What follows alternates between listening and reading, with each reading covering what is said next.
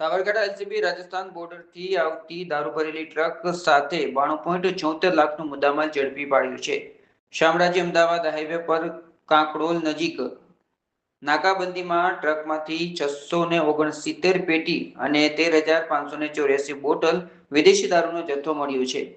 ટ્રકમાં પ્લાસ્ટિકના કટ્ટા નીચે દારૂ છુપાવી ખોટી બિલ્ટી સાથે હેરાફેરી થતી હોવાનો પર્દાફાશ થયો છે. ઝડપાયેલા દારૂની કિંમત 77.74 લાખ અને ટ્રક સહિત કુલ 92.74 લાખનો મુદ્દામાલ કબજે કર્યો છે. હિંમતનગર એ ડિવિઝન પોલીસ સ્ટેશનમાં ગુજરાત પ્રોહિબિશન એક્ટ હેઠળ ગુનો નોંધાયો છે. રાજસ્થાનના ભીલમાલના દેવેન્દ્ર જાટ સહિત 3 આરોપીઓ સામે કાયદેસરની કાર્યવાહી હાથ ધરાઈ છે. હોળી ધૂળેટી પર્વ પૂર્વે એલસીબી ટીમે સ્પેશિયલ ડ્રાઈવમાં ગેરકાયદે દારૂ સપ્લાય પર મોટો પ્રહાર કર્યો છે.